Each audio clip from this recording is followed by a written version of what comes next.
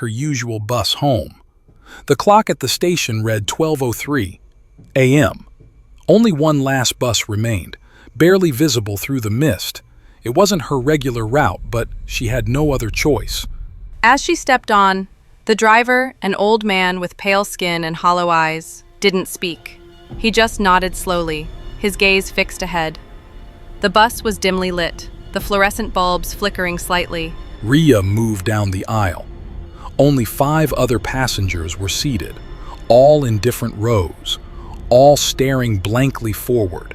No phones, no movement, not even blinking. She sat near the middle, trying not to be paranoid, but something was off. The bus engine growled low as it pulled away from the station.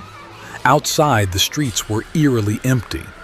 No cars, no people, just silence. As the bus rolled through the fog, Ria pulled out her phone. No signal. She looked around again. The man across from her hadn't moved at all. His face was pale, too pale. His chest wasn't rising or falling. She leaned forward slightly, not breathing. She turned to look at the woman in front. Same stillness, eyes wide open, not blinking, not breathing. Her heart started to race. She stood up and walked slowly to the driver. "Excuse me," she said, trying to sound calm. "Where is this bus going?" The driver didn't answer. "Sir?" she asked louder. Still no reply. She leaned in a bit more. His hands were tight on the wheel, but his eyes weren't blinking. Open, dry, staring dead ahead. Panicking now, she turned to get off, but the doors were locked. The stop button didn't work. No signal on her phone. No lights outside. She ran back to her seat, glancing at the other passengers, and froze. They were all turned toward her, still not moving, still not blinking, but somehow, now they were all staring directly at her. She sat back slowly, heavy breathing. The bus took a sudden sharp turn, not onto a road but into a narrow, overgrown path through a forest she didn't recognize. Trees clawed at the windows like hands. Then she heard it, a whisper, faint but close. "You shouldn't be here." She looked around, trembling. Who said that? No answer.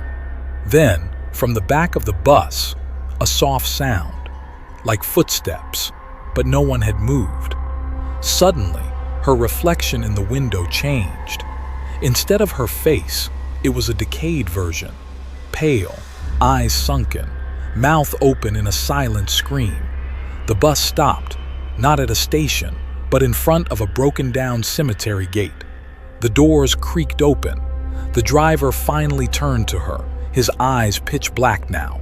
His voice was a whisper of wind and ash.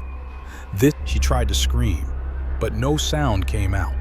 Something cold wrapped around her ankles, pulling her toward the open door. Her limbs wouldn't respond. She was being dragged forward. As she passed the window again, she caught one last look at herself, her face.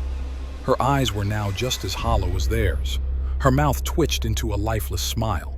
She wasn't afraid anymore because she was already one of them.